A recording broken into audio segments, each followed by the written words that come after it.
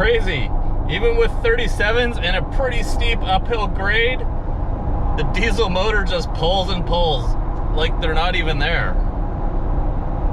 All right, so here's the plan for today. One of the things that I've been wondering a lot is how much worse will the fuel economy be on the 2020 EcoDiesel Wrangler with 37-inch tires? I'm gonna take the Jeep out for a drive today. I'm gonna drive to where I would normally drive to go and air down and go off-roading, which is about 62 kilometers from here, and then drive back. So the entire round trip is about 124 kilometers. It's gonna take me about an hour and a half to 2 hours. And I'm gonna do it on the stock tires. Then we're gonna put the 37s from the JK on and turn around and do the exact same thing. So this, I think, will give me a really good idea of just what the fuel economy difference will be with larger tires. Now, keep in mind, we don't have it re-geared. We don't have a tuner to tell the computer that it does have larger tires, but we know how far the distance is based on Google Maps. And I just filled the Jeep up about a half a kilometer from here. So we're gonna use the house from the starting point, and I'll fill it up when I get back, and we'll see exactly how much fuel it used. We'll put the 37s on and repeat the process. So before I filled up the Jeep, I took it out for a drive to warm it up. I wanted to make sure that all of the fluids and everything were heated up. I believe that the diesels are more fuel efficient when they're warmed up rather than cold, so I wanted to make sure that that wasn't a factor. All the tires with the factory tires are aired up to 38 PSI, so they're all the same. A little bit lower than when we came back from the road trip from Calgary, which I think they were at like 42 or 44, which was just crazy high. I find they are running a bit better at 38, just a smoother ride. And then I will run, we'll put the 37s on, and I'm gonna run them at 28 or 29 PSI, which is generally what I would run those BF Goodrich KM2s at on my JK. When we get back and we pull these tires off, we're gonna weigh them, and we'll do a side-by-side comparison of what the actual weight is with the factory tires versus the 37s on the trail ready beadlocks. They're gonna be quite a bit heavier. One of the things I like about this drive and why I think it's a good fuel test is that we're gonna be going up a mountain road or mountain highway to get out of Victoria called the Malahat, which will give us some good steep inclines on the highway, and then we'll be going through a bit of town and then some regular highway and then repeat the process. Normally in the JK, I spend about 40 bucks in fuel going to the trail and back. So it's probably around 30 liters or so, given the price of fuel right now, maybe 25 liters. Just before we start, we have a range of 523 kilometers. And I reset the trip meter, everything like that. So completely full tank, just filled it up, and everything's warmed up still. The outside temperature today is 19 degrees Celsius, just so you're aware of what the ambient temperature is for this drive. I did want to note that I do have auto start stop turned off for this trip. So that any lights that we're sitting at, we're gonna be just idling and not having the engine stop. This is normally the part of my drive up island through the Malahat where my JK would really be struggling. With the stock tires, I'm doing the speed limit, keeping with the pace of traffic. The diesel's in 6th gear, which it is an 8-speed transmission if you weren't already aware. It's 6th gear, about 1800, 1900 RPMs. Going through the next steep section, this would sometimes cause my JK to gear down into 2nd gear. My JK is a 3.8 liter, and I was doing 82 kilometers an hour through here. Okay, and so we're just coming up on probably the steepest section of the Malahat Pass, and you can see it just gearing down into 7th at about 80 kilometers an hour. I can't actually show you the pitch because pitch is only available below 40 kilometers an hour apparently. We started out at sea level, just above sea level where my house is, and the top of the Malahat is 356 meters of elevation, or 1,156 feet. So we climbed that and back down again, just to give you an idea of how steep that climb was in a short period of time. So through the flatter section, 90 kilometers an hour, just under 1500 RPM. At a moderately steep grade, 100 kilometers an hour, 8th gear, and just over 1600 RPM. Alrighty, here we are at our halfway point. It's been 62 kilometers of driving and the fuel gauge has not moved at all. So We're gonna hop back in, turn around, and head right back to the house. Well, actually, we're gonna head back to the fuel station that I'm gonna use for both fuel stops, and we're gonna fill up and see exactly how much diesel fuel we used. And then we'll do the same thing with the 37, so stay tuned. We just turned around and we have still 551 kilometers of range left. After the first 62 kilometer leg, the fuel gauge is still full. So just a quick pullover on the scale. I wanted to see just how much the JL weighs. Now keep in mind, we do have a winch on the front and the new tire carrier on the back. So it's 2,450 kilograms, which if I convert that to pounds is 5,400 pounds. That's with me in the vehicle and pretty much a full tank of fuel.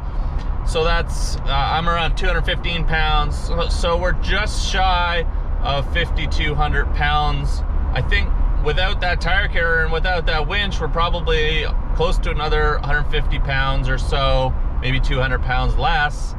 So I'm gonna say that the EcoDiesel, the way I spec'd it, with the soft top, is probably under 5,000 pounds. So before we stop for fuel, guys, just a quick reminder, I do upload new videos every week, and I'm gonna be modifying and as soon as I can taking the EcoDiesel JL out on some road trips and do some more off-roading. So if you wanna see more videos, make sure to hit that subscribe button. And if you enjoyed this video, guys, please leave a like. It helps show me that you're interested in these types of videos and which videos you like, and as well, it lets the YouTube algorithm understand who else to possibly recommend these videos to. And don't forget, over on dirtyanddangerous.com, we do have the KC250 Shield decals available now. So if you want to check that out, dirtyanddangerous.com. I'll put some links down in the description. So we just pulled into the fuel station. We have 525 kilometers of range. We are down 1 bar. So let's just see how many liters of fuel it's going to take us to top this off and how much we used on this 124 kilometer trip.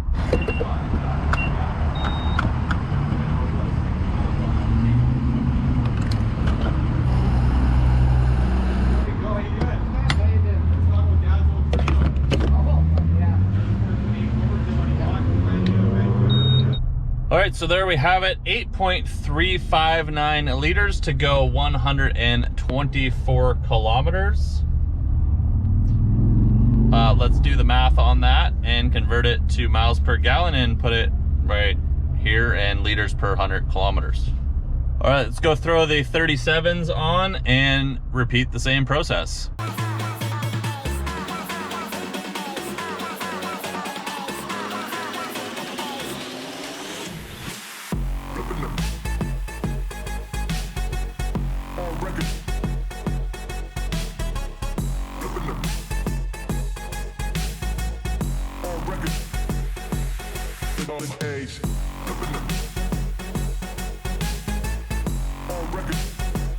Stock wheels and tires, 73.4 pounds.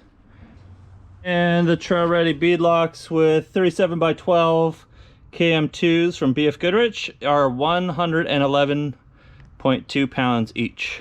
All right, we are back on the road. We've got the 37 by 12.5 inch BF Goodrich KM2s mounted on with the trail ready beadlocks. And we're gonna run the same route. You may be able to hear there's a little bit more background noise. Obviously, the larger mud terrains are gonna make a bit more noise than the stock all-terrains. So just some of my initial thoughts with the larger tires. They're definitely noisier. I can feel it a little bit in the steering. Braking is still pretty good. The Rubicon with the dual piston front brakes is definitely an improvement over the stock factory JK brakes, even on the Rubicon, which are all single pistons. But as far as acceleration goes, I can't really tell that they're there. The diesel seems to just be going about doing its thing, and not really a big difference in accelerating onto the highway. The speedo is out about 10 kilometers an hour. It's reading low, and I haven't got a low tire pressure warning yet. I don't have tire pressure sensors in these wheels, but the speedo is off by about 10K, so we're not going to be able to use any of the onboard system for calculating fuel economy, which is why we're doing this fixed run of 124 kilometers and refueling and seeing just how much fuel we need to add. We are just starting the stretch of road. that would start to give my JK trouble with these wheels on, even re-geared with 513s, but you know, it has the fairly anemic 3.8 liter with the horrendous transmission. And so we're just going through this climb up to the summit of the Malahat. I think what it was, 300 something meters. But yeah, this would definitely force my JK to gear down into second gear sometimes when it's loaded up. Oh, we just got the service tire pressure system finally, so it took a few kilometers to come up. It's telling me there's no readings, obviously. But I've got Google Maps telling me just how fast I am going, so I can keep track of my speed, and I'm trying to keep it within a few kilometers of the speed limit, just like I did on the test run with the factory tires on this route. So I am noticing that climbing uphill, I am in 6th. I believe I was in 6th gear coming through this section before. This is kind of the steepest, slowest section.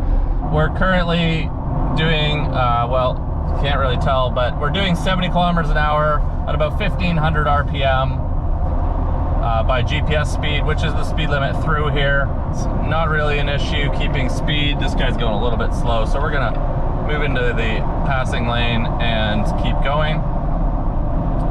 But really effortlessly picked up some speed there as we needed it to pass. And we're doing about 80 kilometers an hour, just keeping pace with traffic. Although there's some people behind me that I think want to go a little faster, so we're gonna move over here when we get a second. Go through this longer uphill stretch. We are holding 6th gear at about 85 kilometers an hour, just under. Can't trust the speedo over here, it's way out, but we can see on Google Maps here just our actual speed. Kind of going through this long stretch that's just a long climb. My JK almost always has to shift down into second gear when it's fully loaded with full fuel to come through here, and really revs the motor out. And there we go, it's shift down into 6th gear as we kind of hit the steepest stretch. And we're still sitting at about 81, 82 kilometers an hour and just under 2000 RPM as we finish off this climb. I feel like the engine is working a little bit harder than it was with the factory tires that were quite a bit lighter per corner. And as we crest over the top, I think it's gonna shift back up into 7th. And as we level out here at the top, I'm sure we'll grab 8th gear.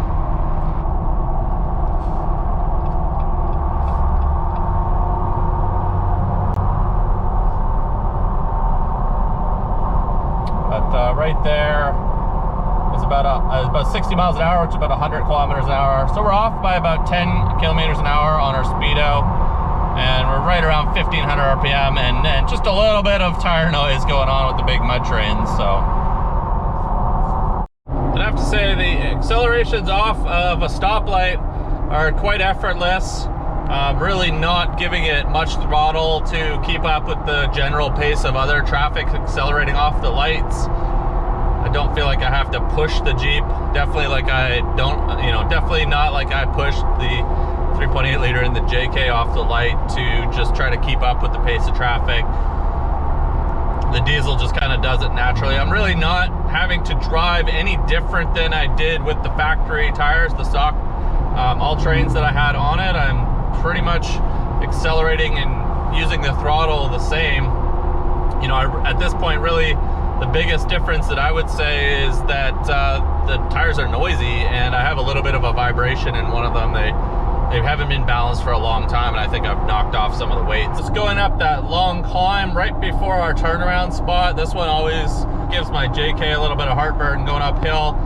We're currently doing about 85 kilometers an hour. It's a 90 zone. We're just getting up to speed. You can see we're in 6th gear, just climbing that hill, just under 2000 RPM. I could definitely hear the turbo spooling coming up there, or the turbo spooling coming up there. All right, so there's a quick look at the Jeep before we do our turnaround. We haven't really, I'm not sure how much fuel we've used. The bar hasn't gone down at all, but you can get a quick look at what it looks like with the 37s on there. Pretty impressed so far. We'll head back down to our fuel station, fill up, and just see how many liters of diesel we used on the same trip that we took this morning. Now remember, there is no lift on here. This is factory. Now I did hear someone saying that the EcoDiesels are 1.5 inches or so taller than the other motor options. Maybe, I don't know why, but I didn't actually measure compared to a stock one before we got it, but looks pretty good with no lift so far. All right, another quick stop on the scale. I just wanted to see how much it weighs with the 37s. We're 2,510 kilograms. With the factory tires, we were at 2,450 kilograms, which is 5,400 pounds, including me. So we're up about 70 kilograms, which is probably about 150 pounds. And me, I'm just over 200 pounds. So there you go. With the winch, with this steel tire carrier and the Warn Elite Series bumper on the back, around 5,500-ish with me and a full tank of fuel. Yeah, I must say, as we get back to Victoria, I'm very impressed with the diesel motor with larger tires and a little bit of extra weight. At this point, as far as gearing goes, I'm not really sure that I would consider re-gearing at 37s. The 373s seem to be fine. I don't really have any issue not holding gears as I get closer to 100 kilometers an hour or 60 miles an hour. I think I'll need a trip to somewhere with a higher speed limit highway. Usually it's just not anything around here, but when we head south down into Washington State and Oregon, we usually end up doing around 80-85 miles an hour on the I-5, and that gives my JK a lot of trouble. And you know, that might be where we have a little bit harder time holding those higher end gears. But at this point, I don't really see any need to consider re-gearing. I think the 373s are pretty good for now, but you know, we'll see how it goes. But for this test, good. All right, we're gonna get back to the fuel station. We're gonna get some diesel fuel. I almost called it diesel gas. I'm sure you guys would leave me some comments about that one. We're gonna get some diesel fuel, see how many liters we consumed on this trip, and then after that, once we figured that out, why don't we go do a couple 0 to 60 or 0 to 100 tests, a couple pulls from a stop, and just see how it accelerates from a stop with these larger tires. You guys probably want to see that too, right? Yeah. Just as we come down the last highway stretch before our fuel stop, all the temperatures look really good. Coolant temperature, oil temperature, trans temp, everything looks within normal operating range, especially after that last highway climb across the Malahat Summit, which is great. All right, we are just back at the fuel station. So we've got a little less fuel than before, not even an eighth of tank. It says we have 518 kilometers left, but we can't trust that because of the larger tires. So we're gonna just see how much fuel that couple bars is, and we'll see if it's less than the 8.5 something liters we used earlier.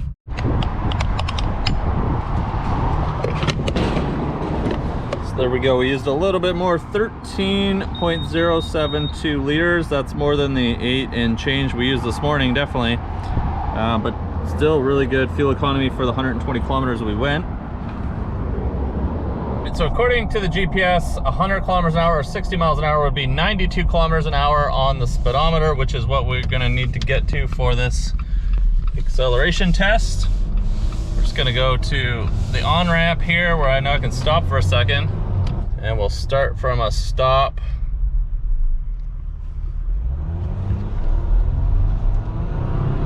So we gotta get to 92 kilometers an hour. It's a little bit of an uphill acceleration. There we go, with the 37s. So that's pretty good. Not as fast as without them, but it is an uphill acceleration. I don't have a good on-ramp that I can use where I can not be excessively speeding, but hopefully that gives you guys an idea of just how long it takes to go from 0 to 60 with some large 37-inch, what is it, 111 pound tires. That wraps up this video. If you enjoyed it, leave a like as always, and don't forget, new videos every week, so smash that subscribe button, and I'll see you guys soon in the next upload.